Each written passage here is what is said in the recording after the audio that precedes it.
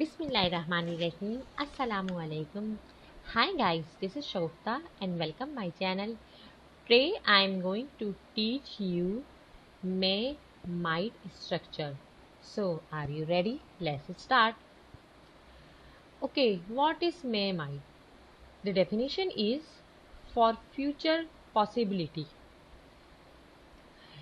Future में मतलब कि हम जो काम करने वाले हैं, चाहे वो थोड़ी देर बाद हो या कल हो या आगे, तो वो हम में माइट के ज़रिए डिफाइन करेंगे.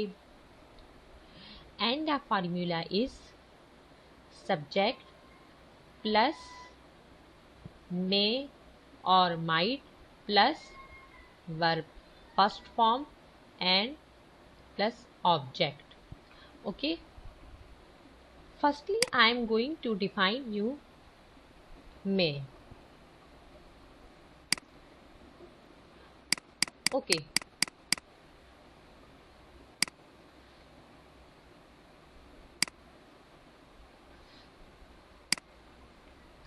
देखिए मे को हम कई तरह से यूज़ कर सकते हैं. सबसे पहले तो मे मतलब कि मंथ का नाम है, मे हम कहते हैं मंथ को.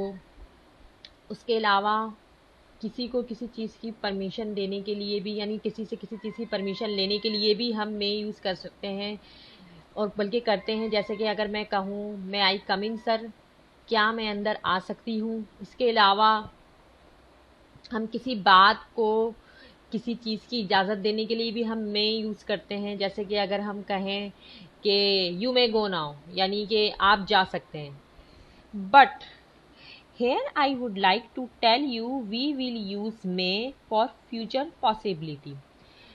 हम यहाँ may को फ्यूचर पॉसिबिलिटी के लिए यूज़ करेंगे. मतलब कि इसकी अगर मैं उर्दू मीनिंग आपको समझाऊँ तो इसको हम कहेंगे शायद. जैसे कि मैं कहूँ हो सकता है कि आज हम मार्केट जाएं, तो इसको हम इंग्लिश में कैसे लिखेंगे?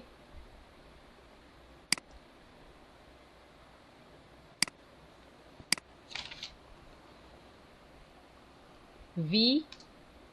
अच्छा देखिए फार्मूले में क्या है, मैं. हो सकता है कि शायद हम मार्केट जाएं, तो शायद हम यानी कि मैं बोलेंगे इसको इंग्लिश में. वी में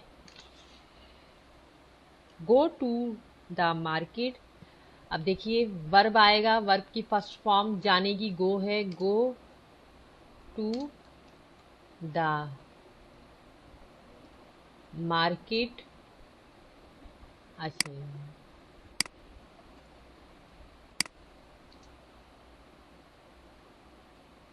today.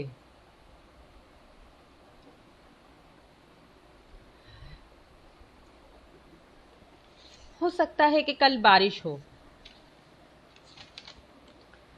So English is it में रेन टुमारो.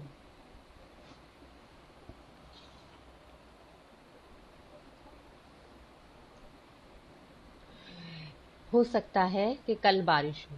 ठीक है जी. इस तरह से काफ़ी सारे जुमले जो हम हो सकता है कहते हैं, या शायद में यूज़ करें कि शायद ये हो जाए, या हो सकता है मैं ये काम कर लूँ, तो वो सारे हम इंग्लिश में मे के ज़रिए डिफ़ाइन करेंगे. ठीक है जी. हो सकता है कि हम इतवार को पिकनिक पर जाएं. सो वी मे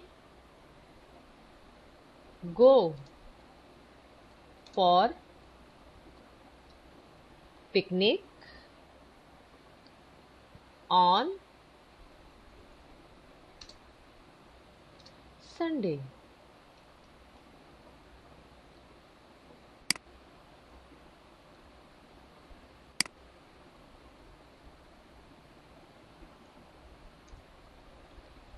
अच्छा जी, जहाँ हम ये कहते हैं कि हो सकता है कि हम पिकनिक पर जाएं, शायद मैं आज मार्केट जाऊं, तो इस तरह हम ये भी कहते हैं कि शायद मैं आज मार्केट ना जाऊं, हो सकता है कि मैं पिकनिक पर ना जाऊं.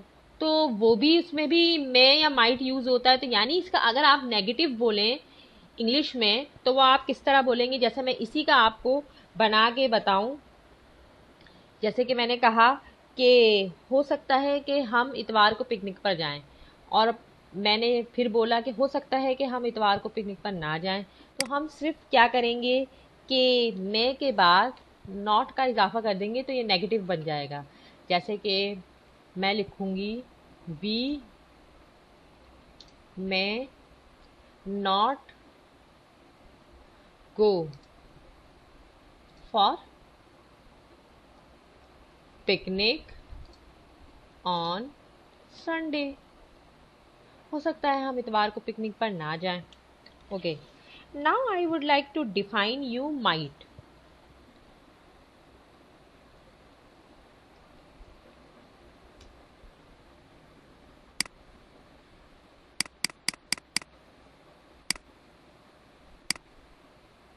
Okay, might Urdu meaning is शायद ही। जिस तरह हम ये बोलते हैं कि शायद हम ये काम कर लें, तो उसमें क्या होती है, पॉसिबिलिटी होती है। और जब हम शायद ही बोलें तो उसमें तो और पॉसिबिलिटी के चांस कम होते हैं कि शायद ही आए वो, शायद ही मैं ये काम करूं।